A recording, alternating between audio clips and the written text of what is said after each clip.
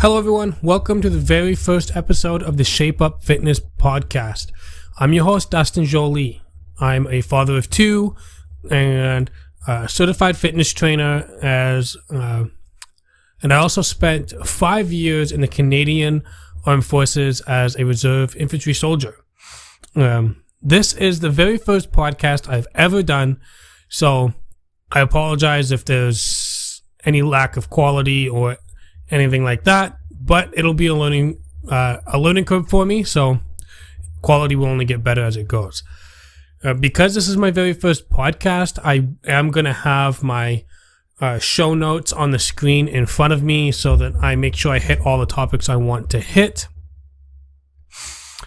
I started this podcast in the hopes that I can kind of share my passion for helping people reach new heights and give you the tools to live a healthier, happier, and stronger lifestyle, as well as making fitness accessible and achievable for everybody. In each episode, I will explore different aspects of fitness and well-being. We'll also talk about some effective ways to get started and methods you can use to keep going towards your goals. Which brings us to today's topic, setting realistic goals. Setting realistic goals is super important, but it can also be a lot harder than some people think. Me personally, here's a little backstory for me so that you guys can understand how I relate to what a lot of you are probably going through right now.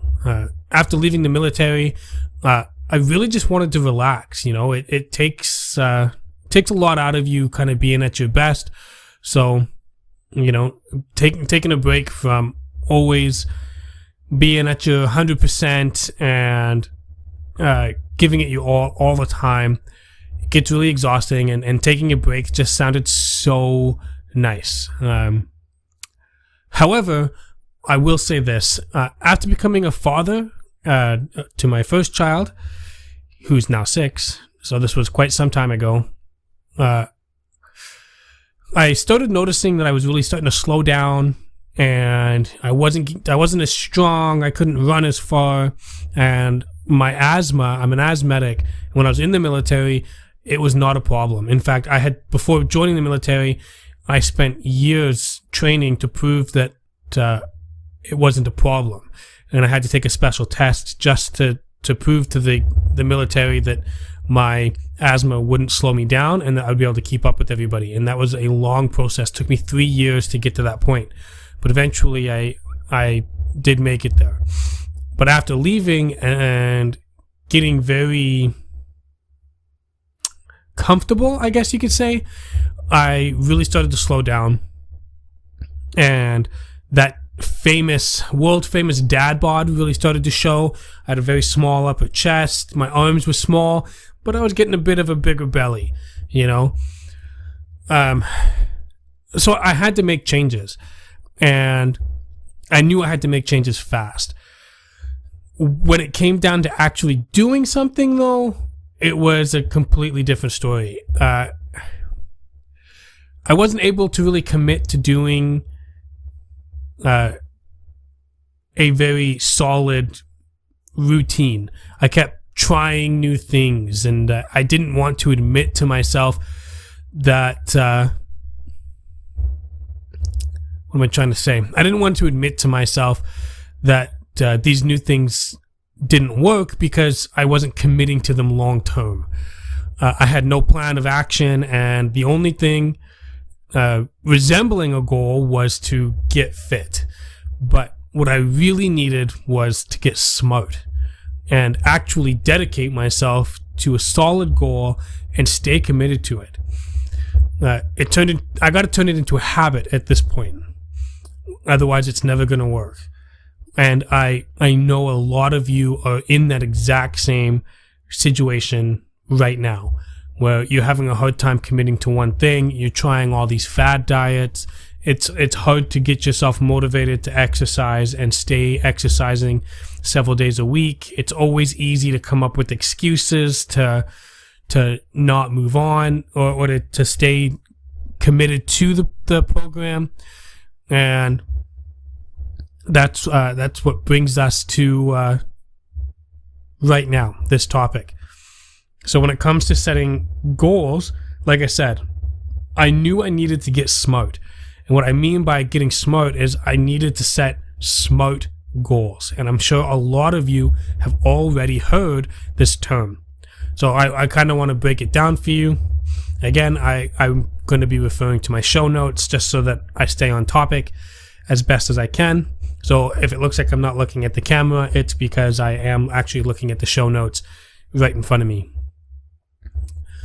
So anyways, the term SMART goals is an acronym. So SMART. S stands for specific, M means measurable, A means achievable, R means relevant, and T means time bound. I'm saying a lot of ums and smacking my lips a lot. Sorry guys. Gotta try stopping that. It's funny because when I actually normally just talk to someone face to face instead of to the camera, I never smack my lips. I hate it. I can't stand it. But I've done it like 6 times already. So I'm going to try not doing that from this point on because that's annoying. I don't like it at all. And there's another See? First podcast jitters or inexperience, I guess you could call it. But let's keep moving on and stay on topic. This is why I got the show notes. I'm a bit of a rambler. Specific. Define what you want to achieve. Avoid being too vague. For example, you could say, I want to lose 20 pounds of body weight, or I want to cut 3 inches off my waist. So those would be specific goals. Measurable means you want to make sure that your goals are accurately recorded. Things like body weight and body measurements around your waist, hips, and chest can all be well documented, especially if you have a training app or something that you use. Strength is also a good metric to measure. In fact, if you have an app that you can keep track of how many reps you're doing, how many weights, how much weight you're lifting, stuff like that, strength, that will help you keep a good track of if your strength is going up, staying still, or if you're getting weaker. So strength is a very good metric. And why I say that's a good metric is because even if you aren't losing any inches, or if you're not losing any pounds, or if your goal is to gain pounds, if you're getting stronger, you're progressing. That is a very good sign. So strength is, in my opinion, one of the best metrics you can try and keep track of. Now let's move on to A, achievable. Now this is where it can get a little tough. Achievable, it's easy to get overexcited and shoot for the top. You can avoid you want to avoid overambitious goals. And you can do that by taking into account your current lifestyle, how much time you actually have to work out, and those are good. Those are actually really good ones. So you want to really take your day-to-day life into consideration. Okay, I'm a parent. A lot of my target audience out there is parents. If you got 2 or more kids, having a rippling 6-pack and getting down below 10% body fat, maybe it's not the best goal for you. Now, of course, I know if any of you follow me on social media, you know that I am trying to get down to 10% body fat by mid-June. And I have 2 kids. My wife and I, we work 11 plus hours a day each. And it's going to be really tough. And I'm trying my best to document it, but I'm not good at social media. All of this recording and documenting and doing the podcast, it's all so new and out of my zone that it's going to take a little bit of time to do it. but I'm going to do my best to document it so I can show people that yes, it is possible, but it's probably not, probable for most people in a situation like mine, where you have multiple kids, you have an extremely demanding workflow, and the 24 hours in the day is just not enough to get everything you need to get done. In fact, I'm sure a lot of you probably have a lot of time where a lot of days where you need to pick and choose things to get done, and it can be tough, right? Which is why, in my opinion, when you have kids, working out around 3 days a week is a lot more achievable. And that brings us right back to the achievable part of setting goals. If you want to work out 5-6 days a week and you got, like I said, 2 or more kids, it's probably going to be a lot harder than you think. Unless you got a nice good 9 to 5, you work the exact same time every day, and you're with your spouse, you guys can work together to either do at-home workouts or build a home gym or go to the gym. I know a lot of husbands and wives will take turns. One goes to the gym for the hour. When they get back, the other one goes to the gym for the hour. If you can do stuff like that, that's amazing. That is now you've made a lot more goals, a wider variety of goals, more achievable for your partnership, which is amazing. That will help the 2 of you work out and hit your fitness goals a lot better than if you didn't have that time. Or unfortunately, there's a lot of people out there that are by themselves and, single parents. And when you're a single parent, it's really tough to get out to the gym because most of you still have to work, and it's tough to get to work, get your kids to school and do everything that needs to be done. So achievable means that you want to set your goal to be something that you can actually do without putting on unwanted stress. Okay. Now we're going to move on. We're going to move on to relevant. Okay. You want to make sure your goals actually align with what you really want.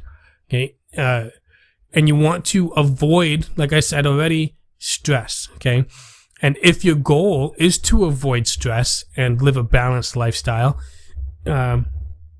maybe reconsider that goal of getting a 6-pack and, hitting those single-digit body fat. Now, I know I'm using that example a lot already. It's the second time I've used it, but it's people, when they start their fitness journey for the first time, tend to want things that aren't necessarily achievable for them at that time. Right? For a lot of people for a lot of you that are starting out, a 6-pack and single-digit body fat percentage is a good goal to have, a couple years down the road. Especially if you don't have the time to really commit to it. If you do, by all means, that is awesome. And if you have the time, then maybe it is achievable and maybe it is relevant. But if you want to avoid that stress and you're looking to just get to a healthy weight and have a nice balanced lifestyle, then having a 6-pack and getting to the single-digit body fat percentage, it's probably not for you, because it's really difficult to get to those levels of body composition. And a lot of the times getting down to 10%, it's not comfortable. It can be stressful.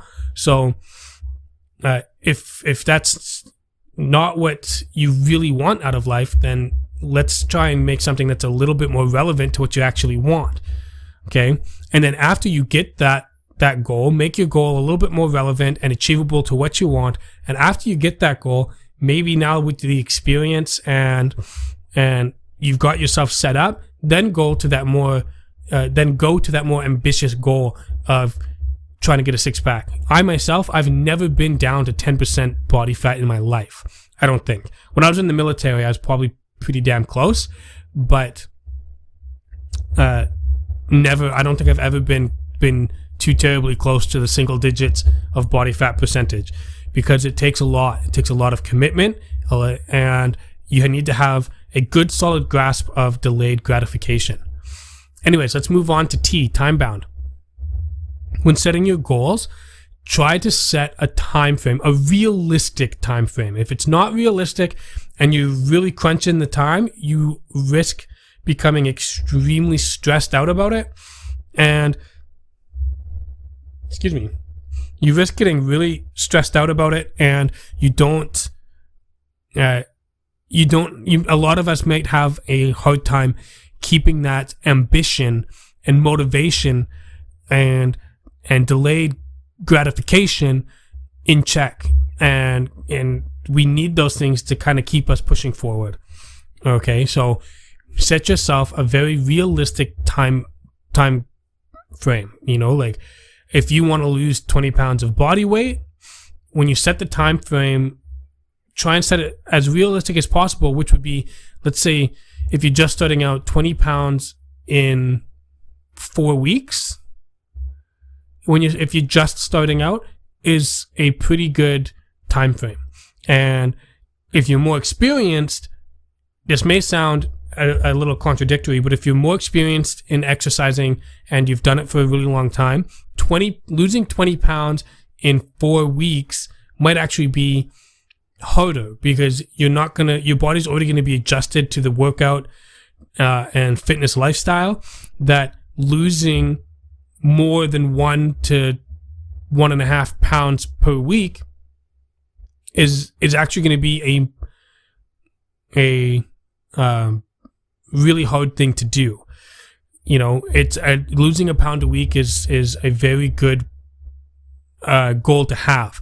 But if you're first starting out and you're changing your diet and you're starting to exercise, you start to lose a lot more of that water weight. Your hormones start to balance out, and that's why you see that it's not uncommon for someone to first start out to lose over 5, in some even rare cases, over 10 pounds in a week.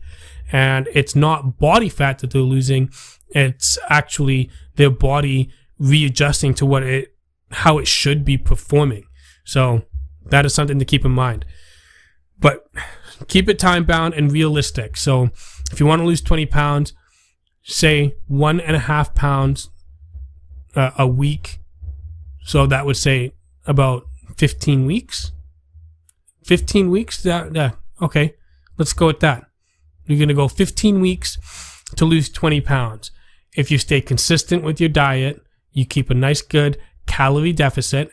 And when I say diet, I'm not talking fad diets. I'm not talking keto or intermittent fasting, or like, keep a calorie deficit. I want that to be your main goal. Keep a calorie deficit of, a good range for people would be a 500 calorie deficit, which would keep you around a pound of body weight down a week. If you want to go really extreme, you can go 750 to 1,000 calorie deficit a week, but that's pretty ambitious for people just starting out. So that my recommendation to all of my clients, anyone I work with, is about a 500 calorie deficit per week, and to just roll with that. And then after you start to hit your first plateau, that's when we want to readjust to maybe either more calories off or less calories off. Anyways, so that is the acronym for SMART goals: specific, measurable, achievable, relevant, and time bound. So keep that in mind and use that to when you first start setting up your goals there. Now let's talk about why setting realistic fitness goals are important. Okay. Hold on a sec. My mouth is getting really dry. I'm not really used to talking like this. You guys are going to hear me gulp. Gulp, gulp, gulp.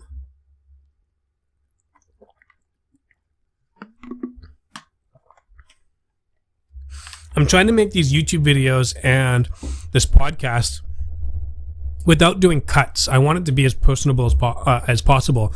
So let me know in the comments below if you think that I should cut things out, like me taking that drink, or if I should just keep it more of this real time talking. That's kind of what I'm going for. Okay, let's talk about realistic fitness goals and why they're important. Number one is that they provide clarity. Okay, clear goals give you a sense of direction and purpose. Okay, you'll know exactly what you're working towards. Right? There's no guessing, no, like, oh, well, maybe I should do this instead. You set your goals and you stick to them until you hit them, and you know what you want. Okay, and then they give you motivation. Motivation is a good one. Now, motivation is a very toxic relationship. Okay, which is something I believe I want to talk about a little later in this podcast. So we're gonna roll back to that. Okay, let's just talk about why motivation, why your goals give you motivation. Okay, you want to use your goal and break it up into little pieces, and so you can celebrate small milestones. Okay, you want to celebrate your small milestones on the way to larger goals, and that will help you keep your motivation up. And it will help reinforce your new, hopefully habitual, positive behaviors. And it will help maintain a sustainable level of progress. Realistic goals prevent you from overtraining or getting frustrated by setting expectations and or having expectations that are too high. Right? So keep that in mind. Setting realistic fitness goals is the cornerstone of success in your fitness journey. Okay? By using the SMART framework, breaking down larger goals into smaller milestones, and staying flexible when needed. So what I mean by that is when you breaking your SMART goals when you break them up, so you have one main SMART goal, the long-term goal. You want to break that up into smaller goals that will give you milestones to celebrate on the way to your main goal. Okay? And you want to stay flexible when you need to stay flexible, when you need it. And what that means is, especially this will go for all you hardworking career goers and you parents out there. You need to be like water. But yes, actually that was a joke. But yeah, that's actually a good way of putting it. And I think we all know the famous guy who said that: be water, become the shape of what your life is throwing your way. And I keep saying what I'm trying to say is, day-to-day routines and schedules will change on the fly. Okay, and it's never going to be the same. You're not going to be able to work out the same time every day of the same day of the week. Sometimes instead of working out on a Monday and taking a Tuesday off, you'll end up taking Monday off and working out a Tuesday and a Wednesday. Yes, to get the most optimal results and have the most optimal workout, you would want to have a nice good rest day in between if you're doing a 3-day split. So Monday on, Tuesday off, Wednesday on, Thursday off, Friday on, and then you take the weekend off and start it all over. But a lot of the times, or I shouldn't, depends on who you are, those routines don't always work out. Something might come up. There might be an extracurricular activity that you've got to go to with your kids, or something comes up at work and you got to go do that instead. Or maybe your friends invite you out, and because you haven't been out in a long time, you want to go. So if that kind of stuff happens, be flexible, be water, okay? Go with the flow and just work it in when you get the chance. So if you got to take a Monday off, perfectly fine. Take that day off. Instead of working out like you were supposed to, fine, take it off. And instead of taking Tuesday as a rest day, now Tuesday you will work out. Yes, that means you work out Tuesday and Wednesday, but who cares? That's the way it is. At least you got your workout in, and at least you're going to be getting some serious gains because you're staying committed and you're staying happy. Okay? I got to refer to my notes here because I rambled. Gotta stay flexible. Where was I? Breaking down larger goals into small milestones and staying flexible when needed. You can maintain focus, build momentum, and achieve lasting results. Gonna rely, because I gotta rely on my notes here for a sec, because that ramble really threw me off. You can maintain focus, build momentum, and achieve lasting results. So what I mean by that is, because you've set these goals, you have an idea of where you're going. You're not just running all over the place doing whatever. You know what you want, and you either know how to get there, or hopefully you've hired a trainer like myself to help you get there and help you stay focused towards your goal, right? And build momentum.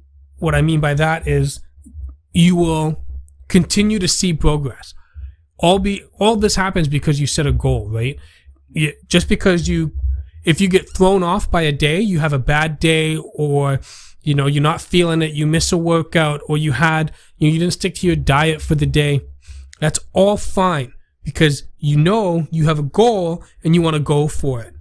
And that's because you have that goal, you'll be able to get right back onto the horse and keep building that momentum and achieve lasting results, right? The last thing we want to do is bust our asses and then just put all that weight back on. Or if you're trying to gain weight, lose all that weight because you didn't have a goal after you hit your first milestone or third milestone or whatever.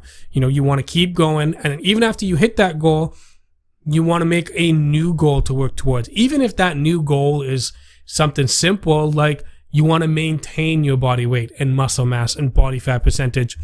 Now, maintaining is not as hard as achieving a new goal, but it's still a reasonable goal to have, is to just maintain. Another important thing is to celebrate the progress that you've made along the way. You don't want to put yourself down by saying, yeah, but I'm not where I want to be. Yeah, but if you set a goal, if you wanted to lose 2 pounds 1 week instead of 1 to try and catch up or get ahead or whatever, and then you find that you only lost 1.5 pounds, don't beat yourself up about it. You still lost that 1 to 1.5 pounds. Sure, it's not the 2 pounds you wanted, but don't beat yourself up about it. Celebrate that 1 to 1.5 pounds that you lost. Don't beat yourself up. Celebrate. Okay? It's sure you didn't hit your goal, hit your mark, but you still achieved progress. Okay?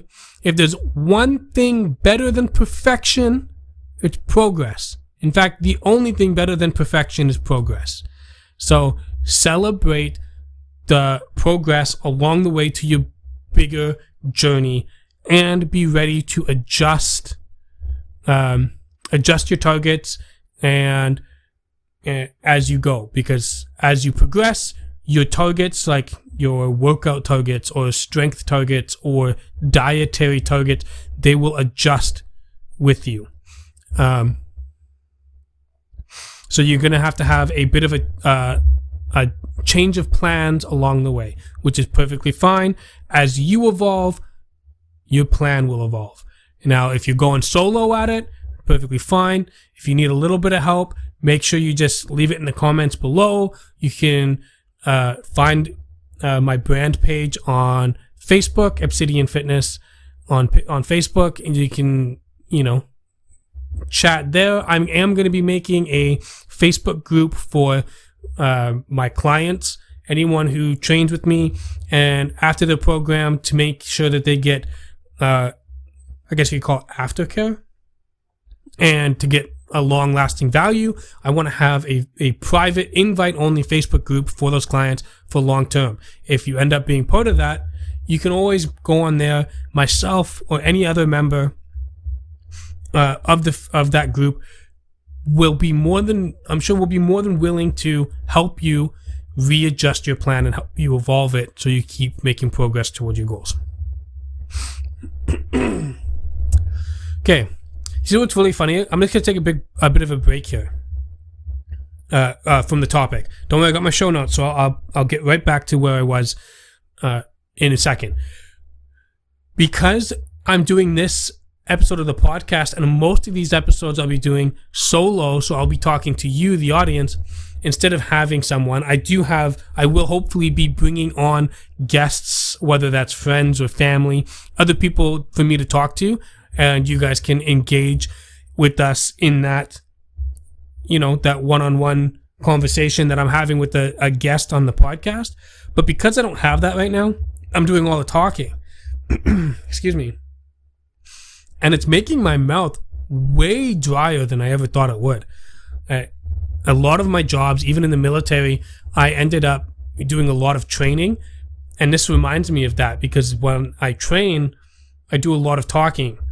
And then periodically throughout the talking, I ask questions, and then I'll give people a chance to ask questions, but then I got to talk more. So now my throat's feeling really dry. So if you can hear it, I personally I get a little bit of a laugh out of it, but I'm sorry if you find it distracting. But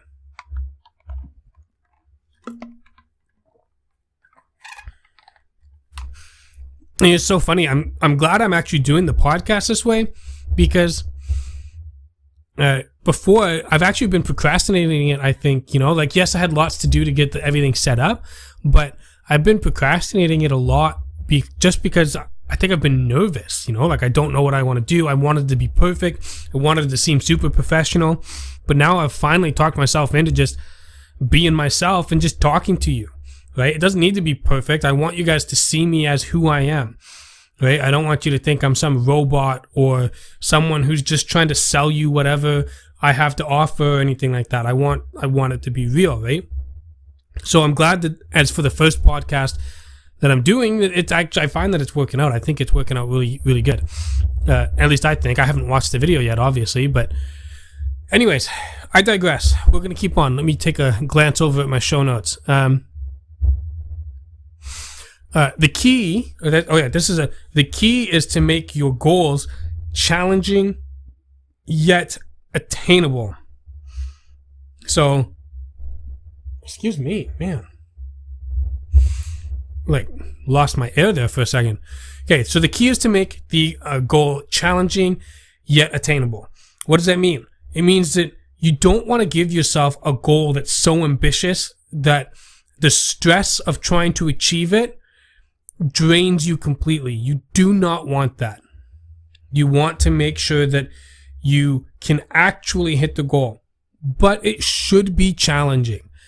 If you don't challenge yourself, the thing with the human body and the human mind is that they are designed. They've thousands of years of evolution around adjusting and overcoming challenges. So don't be afraid to challenge yourself.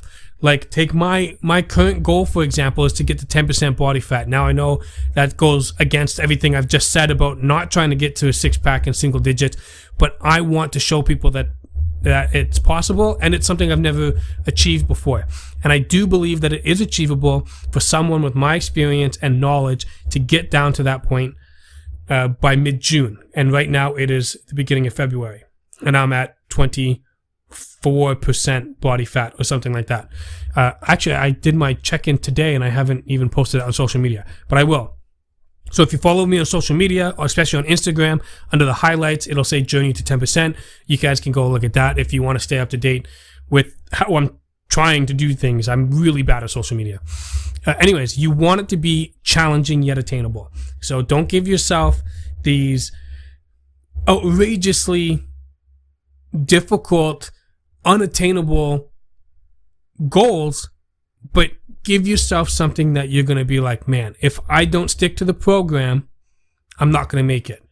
Right? You got yourself a program, whether you design it yourself, you use my platform to build it yourself, or you hire a trainer in the future. You want your goal to be difficult enough that you'll be forced to adapt to it, but not so difficult that the stress is going to be like, this isn't worth it. Okay? Another thing I actually didn't put in the show notes, so this is a perfect time to talk about it, is your why. Okay? And I know a lot of people say this as well, and it's important. That's why people say it. What is your why? Why do you want to hit this goal? Why do you want to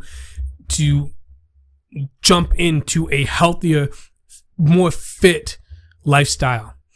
Now, of course, you could have something very vague like, oh, I just want to be healthy, or I just want to get fit, or I just want to look good, But those, in my opinion, are too vague.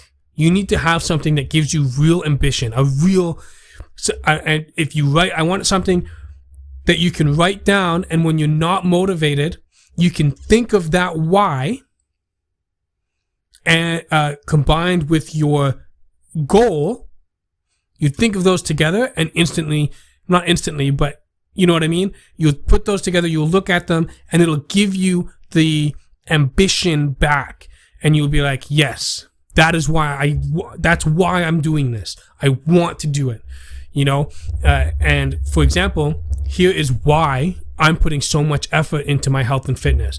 Okay.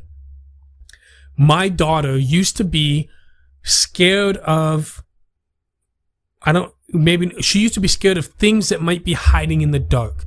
And one day she came to me while I was brushing my teeth, and she came to brush her teeth. It was right before bed, and she started telling me that she was too scared to go to bed. So I asked her, well, why are you scared? What's there to be scared of? And so she says that she's scared of the monsters. What if the monsters get her? And I say, well, what monsters? And she starts naming all these monsters that she has seen on TV, like mummies and werewolves or stuff like that, stuff that she just kind of gets glimpses of on TV shows and in books, or even toys that she would come in contact with, whether at home or daycare or whatever, or even through scary stories. She would get these ideas of monsters in her head. And once they have the idea, it doesn't matter how much you tell your kids they don't exist. I tried that. I was like, well, those monsters don't exist. To a child's knowledge, she's like, well, how do you know? Have you ever seen one? Well, no, I haven't seen one because they don't exist. Yeah, but what if they do exist and you just haven't seen them? Right? So they try to convince not just themselves, but it feels like they try to convince you that there is a chance that they could be real, and maybe they are hiding in the dark, and maybe they're so good at hiding in the dark that's why we think that they're not real.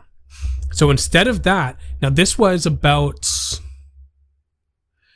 a year. So this was a year after I decided I needed to change my lifestyle, and I was actually I got in really good shape. I lost the dad bod belly. My chest had really filled out. Had really nice sized arms. And now the next part of this story, man, it made me feel so good. And my why changed completely. Okay? It changed completely. I didn't have my why before. It seems like it was nothing now. But anyways, so what she was telling me she's scared of these monsters, and she wouldn't believe me when I said they weren't real.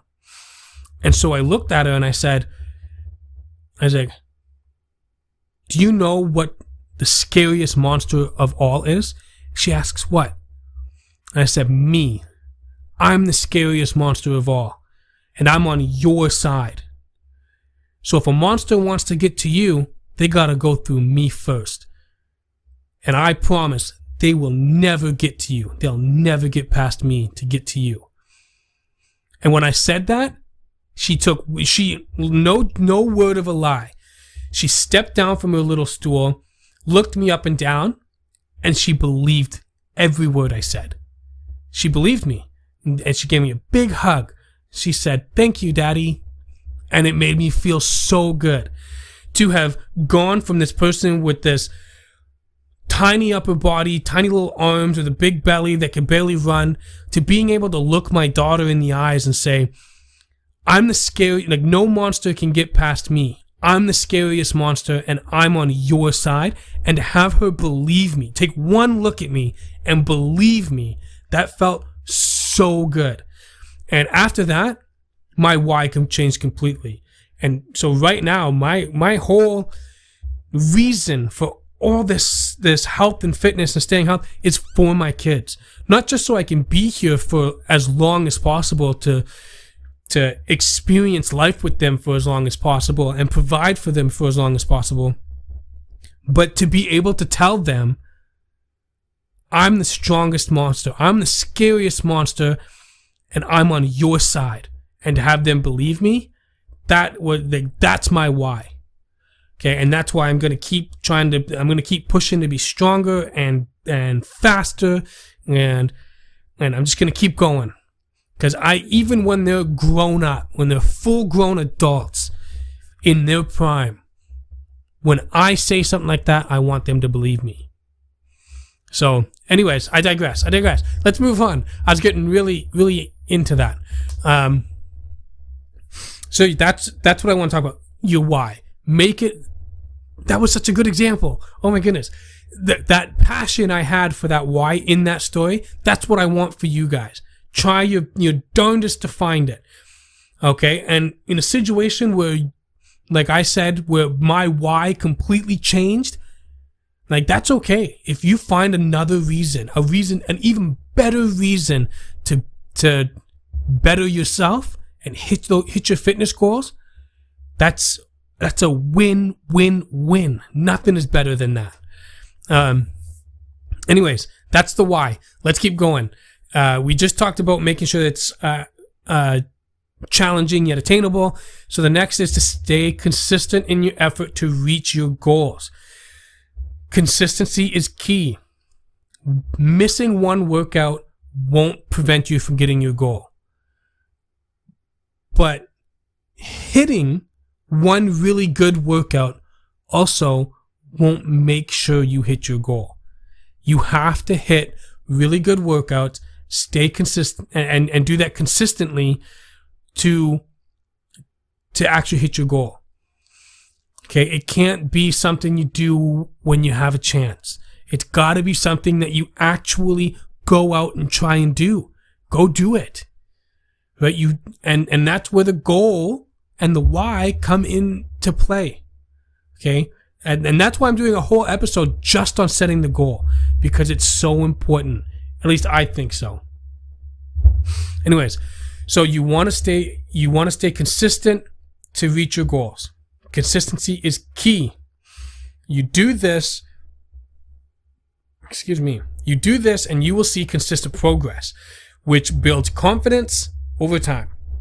Okay? If you stay consistent with your routine, you will see consistent progress.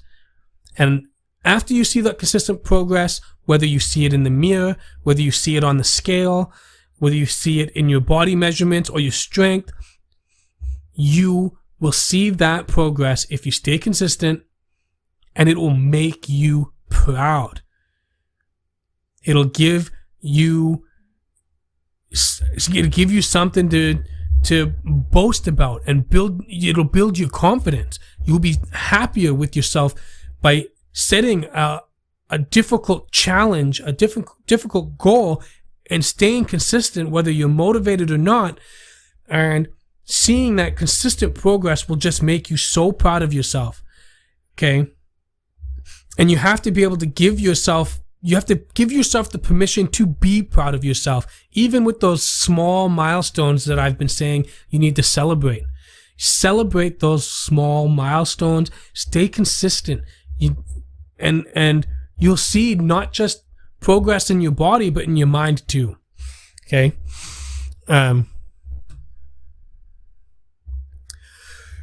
And with that being said, I want to talk about common mistakes. That's the next step here. When you're setting your goals, it's important to avoid these common pitfalls. Okay? You might be wondering, how can I make a mistake when I'm setting my own goal? But surprisingly, it's easier than you think. Okay? It's a lot easier to make mistakes when you're setting your own goal than you think. Okay. My own experience will show that there are several factors that people often overlook when setting their goals. For instance, you might set a goal that's too vague or dismiss the importance of of tracking your progress through body metrics. Okay, stuff like that, those are mistakes when you're setting your goal. You want to, if you're going to set a goal and you say, well, I don't want to track my progress. Okay, but if you don't track your progress, you're not going to know if you're making progress and need to adjust. Okay. Anyways, I want to keep on with this topic. Otherwise, I'm going to keep rambling on. You also might get so excited that you set overly ambitious goals, which can lead to discouragement and disappointment if they're not achieved. And this is where, if it's too challenging, like I said just a few minutes ago, if your goal is too challenging, too ambitious, and you start to realize you're not hitting those milestones that you wanted to hit, and you're not seeing the progress you wanted / thought you needed to hit this overly ambitious goal, it's going to make it a lot harder to respect that delayed gratification. It's going to make it a lot harder to stay motivated and disciplined in your consistency. So don't be too ambitious, and you want to set goals that fit into your lifestyle. Now, of course, you want to, the whole point of the whole Shape Up movement, which is super important to me, is to change your lifestyle, but you need to be realistic with it. Some things don't change. If your kid's in public school, or they go to daycare, if you have a career level job or any job, I shouldn't say that whether it's career level or not, that's not my place to say. But things when it comes to your daily routine don't necessarily change. And there are things that you can change, like meal prep, when you work out, how things go at home, but you need to fit all these things into the unchangeables in your life. Okay, if you work the same shift every day, okay, that's an unchangeable for you. Okay, your kids go to public school, they go to public school the same time every day. They get home the same time most days. I know there's public schools have early dismissals and Pro D days and stuff, but those are the exception. Okay. For the majority of the time, they go to the school same time, come home same time. So those are the things you want to make sure you move your day around, or your goals around. Now you want taking the time to learn about common mistakes. Sorry, that jumped right into. Let me try that again. Okay. I want to make sure that you guys understand that learning about these common mistakes when setting your fitness goals can save you a lot of frustration and set you up for success. Okay. And to help you, I've actually written down in my show notes a few examples to keep in mind. Okay. Now, this is not the is all, end all, be all. This is just 4 examples and 4 solutions that I wrote down. There are many more common mistakes out there that you want to keep out for. Okay, but here are the 4. Okay, the mistake: focusing on aesthetics, looks. I have a hard time pronouncing that word for some reason. Focusing on just looks over your actual health. Okay, to me, that's a mistake. Your health, living a healthier, stronger, happier lifestyle should take precedence over anything. Okay, you want to, and this is the solution here, focus more on how you feel and focus more on making healthy choices. The looks will come with it. Okay, they're just a bonus. Try and tell yourself the looks are just a bonus. You want to be healthier. Okay, you want to feel better. You want to be stronger.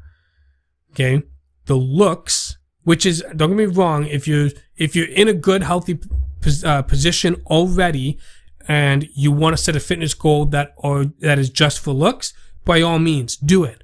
But if you're just starting out and you're overweight, or you don't have enough muscle mass. If there's any part of you that is not healthy, your fitness goal should be based around becoming healthy, okay? And your looks will come with it. They are a nice added bonus to being healthy, okay? The next one is the lack of specificity, okay? Not being specific enough, okay? Instead of having a goal that says lose weight or get fit, choose something specific, like you want to lose 15 pounds in 3 months. That is specific, okay? Don't be too vague.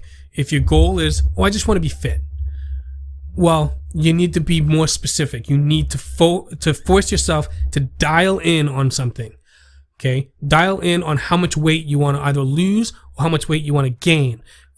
How much body fat you want to lose or how much muscle mass you want to gain, okay? Focus on being as specific as possible, okay? The next one is not, I already talked about this one a little bit, is not tracking your progress, okay? I highly recommend that you start using a tracking app or having a journal. I know lots of people that use handwritten journals.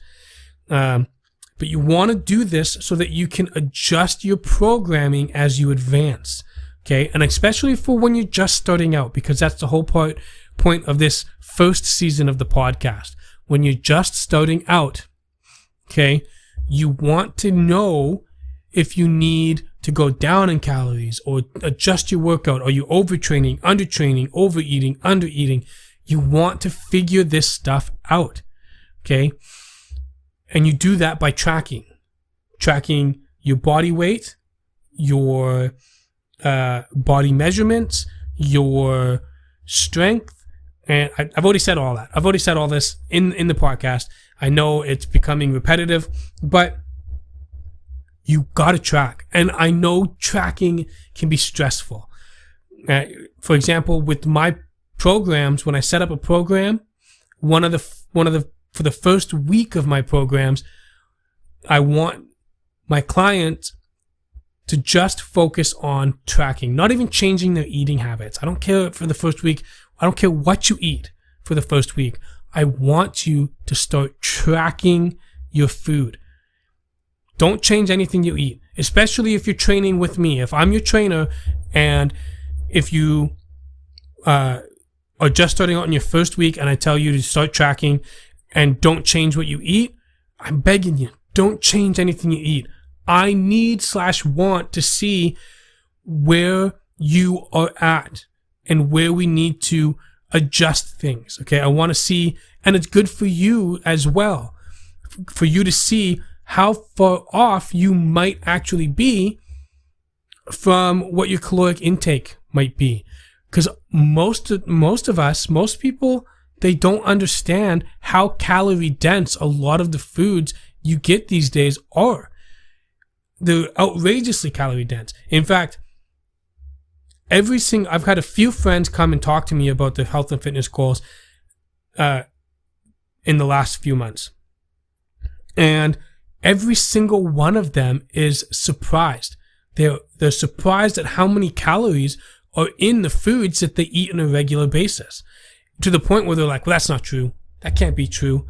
But it is. It's true. Not only that, but keep in mind that food labels can actually, they have an allowance to be off. And I don't know what it is in here in Canada, but let's say, for example, it's 20%. If they're allowed to be off by the calorie intake, how many calories are in their portion sizes by 20%, I can almost guarantee that they're going to use every single percent of that 20%. Okay, so if you're eating whatever it is that you usually eat and it says it's 250 calories, well, it's probably 20% more than that. So you got to track. That's all I'm trying to say. You got to track. And if it's too overwhelming, just track your calories and your protein.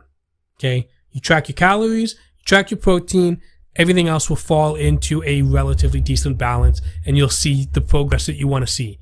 Okay? Yes, tracking your fats and carbs, protein, and calories would be better, but it's not as necessary as people think. You track your calories and your protein, and you'll be golden. Now, for number 4. Mistake number 4. Now, I've picked the 4 that I find to be the most relevant and the most challenging for me. Okay, and my friends and family that have talked to me. Number 4 is not accounting for lifestyle changes or life's changes. Okay, do not. Now, this is the solution part here. Okay, don't max out free time with a 5 or 6 day routine. Okay. Pick a program that allows for last minute adjustments and changes. Okay, so if you say, oh, well, I have time to work out 5 or 6 days a week. Okay, then maybe you should go to a 4 or 5 day a week program. Or maybe you should go to a 3 or 4 day a week program. Now this, again, because a lot of my audience is going to be parents, I'm talking to you specifically. Do not try and force yourself to take every bit of free time that you have and make it like fill it up with your fitness routine, your health and fitness routine. Okay, you have to allow yourself time to adjust and take into account unexpected situations that come up. Right, life is not going to be a solid line of, I know it's going to happen and this is what my day is going to look like every day.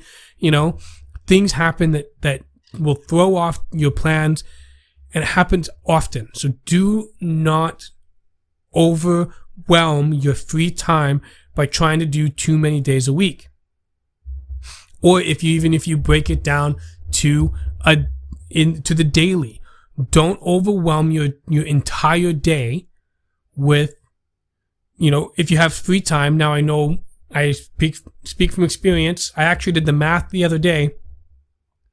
I counted for everything that needs to get done. My wife, Crystal, and I, after everything that needs to get done, we only have about an hour and a half of spare time spread throughout the day, which is not very much because, like I said, spread throughout the day. It's not like we have an hour and a half at the end of the day. So take this podcast, for example.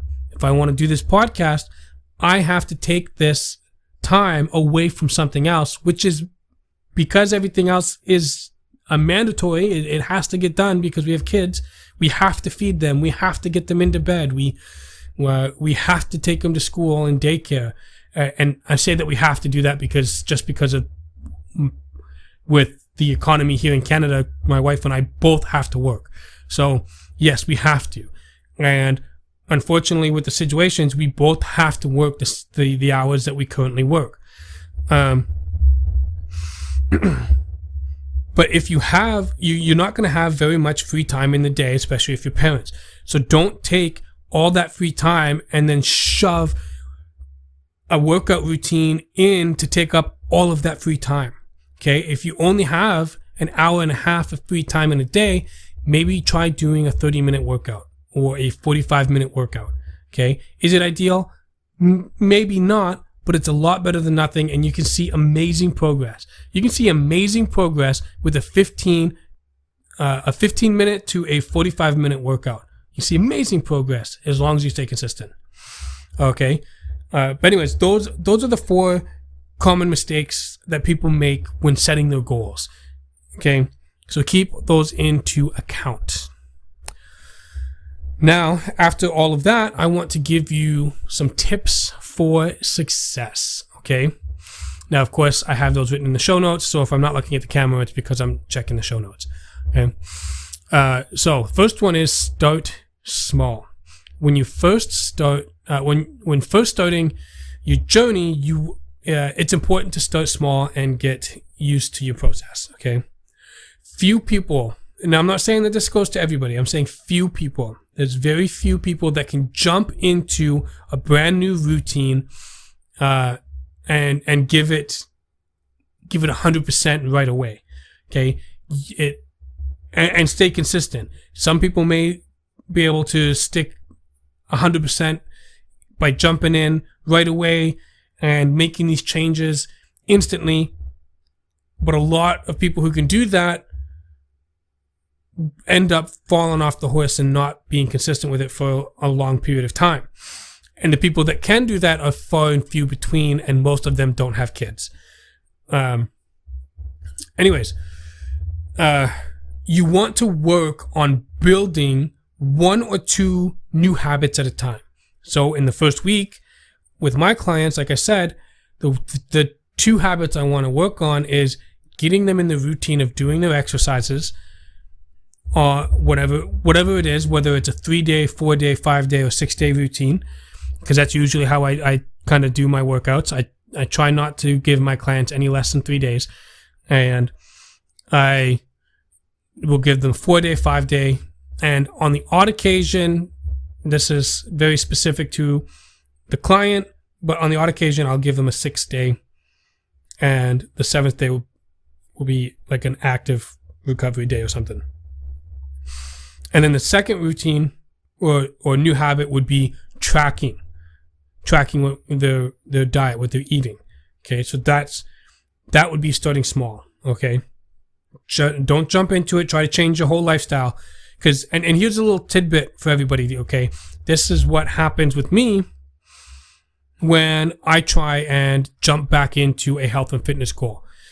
Is I'll be like, I'll tell myself, okay, I need to eat this much protein, this many carbs, this many calories, and then if I try to jump right into it and just be like, today, I start today, but then I don't have the right food in the house. So now I try telling myself, well, I can't eat any of this stuff because it doesn't fit within my new target. So I can't eat anything in the house.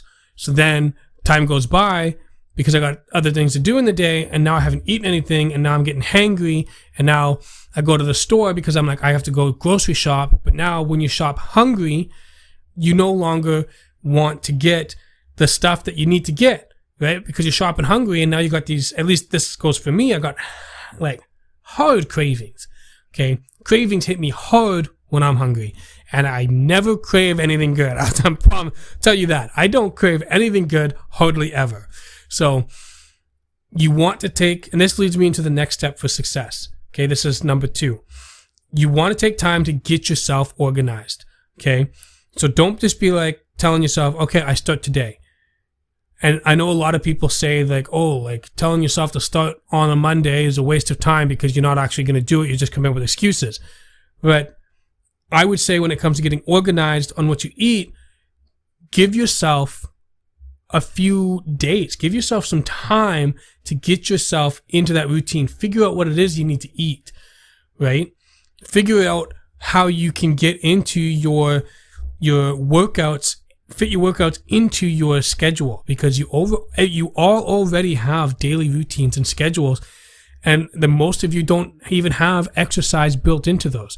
So you need to take your time to get organized. Otherwise, you'll overload your plate with all of these things that you need to do in this one day, and now because you don't have the food, you're getting too hungry.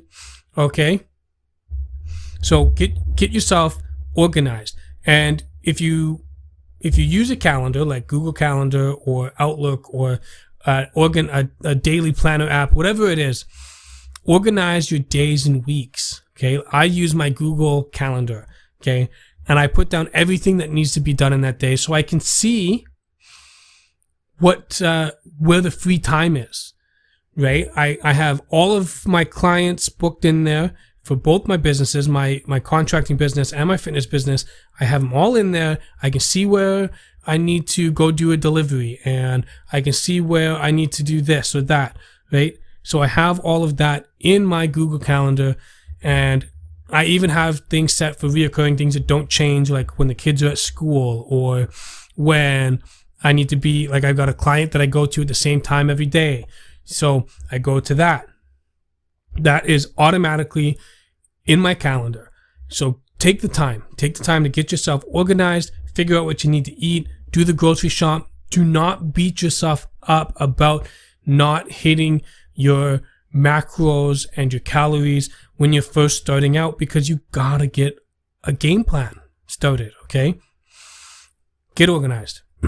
Okay, Step number 3, break it up. We all have the end goal in mind. What we are working so hard to achieve. Okay? That's the end goal. That's our main long-term goal.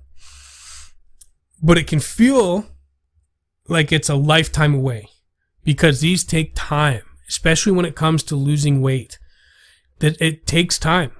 For a lot of us, we spent years overeating and under exercising, right?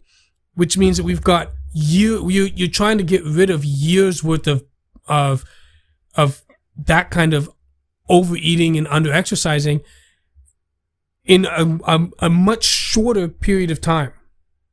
But it takes a lot longer for you to eat or to burn, I should say, the extra calories off.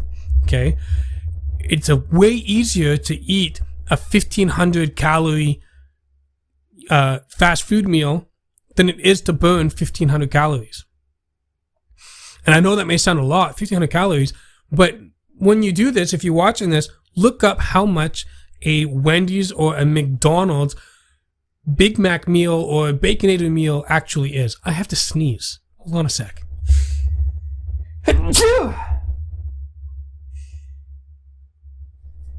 Excuse me. Oh, sorry. That must have hurt the ears. Anyways, yeah, but take the time. Take the time to actually see how many calories are in one of those meals. It's a lot, man. It's a lot. And this goes especially for the ladies. Most girls, most women that are trying to lose weight end up eating less than 2,000 calories. And in fact, I know several of them that eat anywhere from 1,550 calories to 1,600 calories. So one fast food meal takes up 90% of their caloric intake. And you wouldn't think it, okay? So anyways, I really I need to digress. I went way off track there. Okay, I'm talking about breaking up your goal here. Okay, but everything I said there is why it can feel like it's a lifetime away before you start to hit the main goal, which is why it's super important to break up your goal into smaller milestones. Okay, when you lose your first 5 pounds. That's a great milestone. When you lose your first 10, 15 pounds, that's a great milestone. But it's not just about losing weight either. When you get a PR, also known as a personal record, for those that don't know, on a certain lift, that is a great milestone. Celebrate those milestones. And it'll make a world of difference. That's when you'll start to feel the real success, right? Someone that's not doing a fitness journey with you, but knows that you're doing it, asks, "Oh, have you made any progress?" Yeah, you have. Or, I hate this question, but, "Oh, have you hit that 20 pounds lost yet?" No, you probably haven't. But what you did do is you've lost 5 of that pounds, or you've lifted you got a new PR in a deadlift or a bench press, or you can finally do 10, 15 push-ups or something like that. Like those are amazing milestones to have. So respect the milestone, okay? So those are my three little tips for success, okay? I want you to keep all of those in mind. Okay. Now we're moving on to the next part of the topic here, which is encouragement and support. We want to talk about the importance of encouragement and support. Okay? Now, I have a whole spiel that I want to read out to you guys. So again, if I'm not looking directly at you in the camera, it's because I'm looking at the show notes. Okay. The importance of encouragement and support. The relationship that we all share with motivation is a toxic one. Now, I said before that I wanted to come back to this, and here we are. Okay. The relationship that we all share with motivation is a toxic one. It only shows up when it feels like it, and it is never there for us when we need it most. This is where a solid support system comes into play. Having a workout partner, online community, or even a local fitness club can help keep you accountable on your journey. On days I don't work out, I lost my spot in my show notes. Sorry, there I am. Okay. All right, I'm trying to tell you my workout partner here. I don't really need the show notes for this part, but I'll use them anyways. On days I don't want to work out, I know that my buddy Jimmy will push me to hit it anyways. Now, Jimmy has become my workout buddy. He had goals he wanted to hit, and he's doing an amazing job learning on his own, and he's made amazing progress. But I would say the thing that he's the most amazing at is being a motivational workout partner. When I'm not motivated and I don't want to do my workout, he pushes me to do it anyways.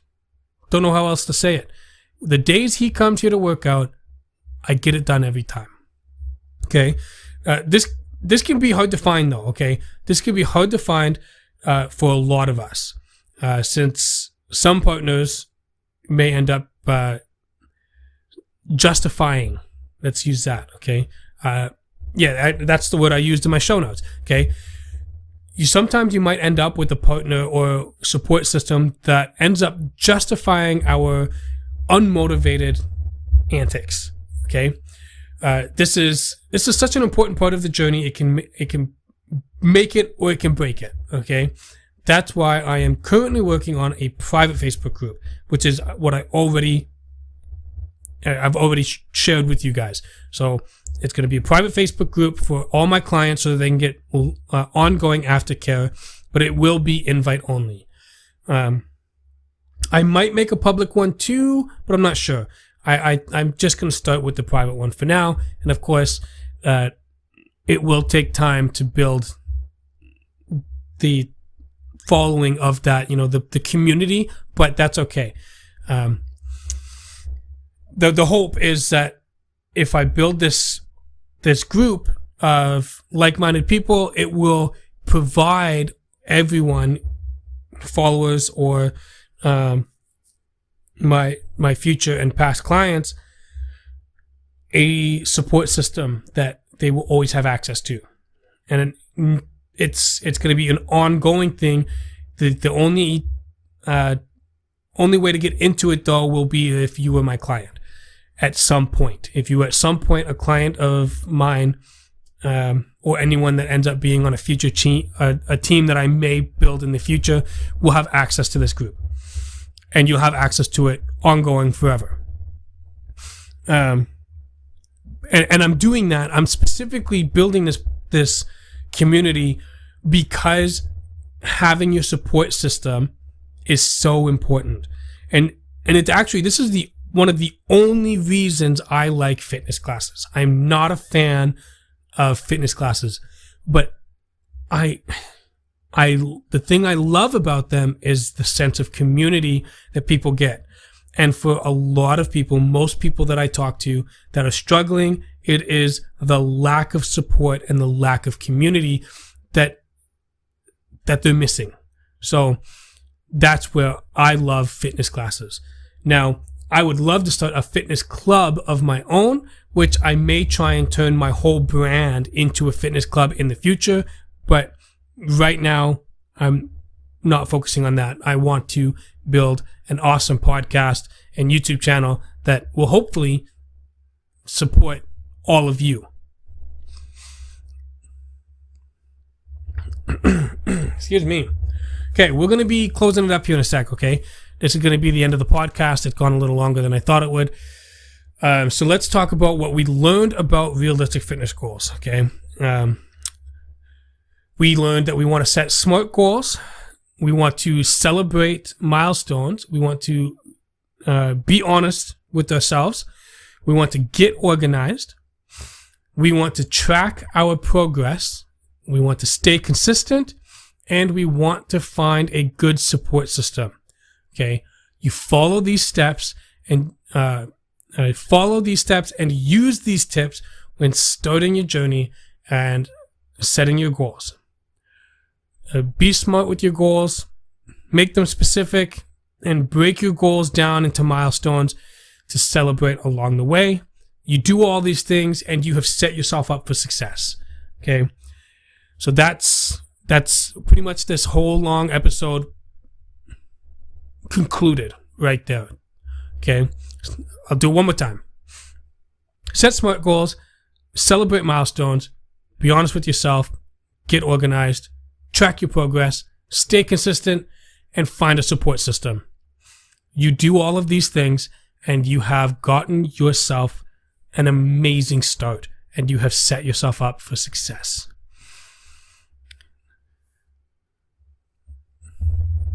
Now, the only thing to do from here before I shut down this episode is to tell you that it's time for you to take action.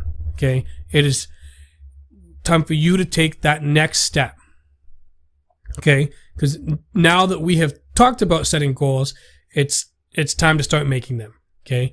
Take your time and use what you've learned in this episode. Hopefully you've learned something to write out your goals and your why with pen and paper. Okay? Write it down. Physically write it down. Okay? Don't just say it in your head. I want you to write it down. Okay? This will help you put real thought into what you want and why you want it. Okay? You can even add some extra accountability by sharing your goals in the comment section below, and even share those goals on social media, and be sure to use hashtag #ShapeUp so that other followers can help support your journey. You can find us on most social platforms. Okay, so give us a follow on your favorite ones. If you need some extra help with your journey, I do provide online training. Just visit my website, go to www.obsidianfitness.com to get started and to learn more about it. Okay, I'll put all the links in the comments below. Well, not the comments. I'll put all the links in the description below. Putting them in the comments does you guys no good. Okay, so I really sincerely hope that you guys have learned something from this podcast. Again, it's my first one. They'll only get better from here.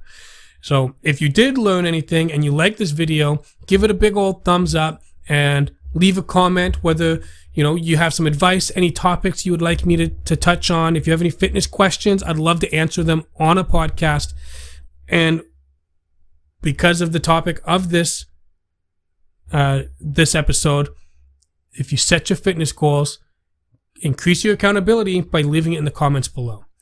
And also, stay tuned for future episodes by subscribing to, whether you're watching on YouTube or you're listening to this podcast, subscribe to either or both, and prepare yourselves for episode 2, which is going to be about nutrition for beginners, where we dive a little bit more into macronutrients and tracking and what the benefits are, and so on and so forth.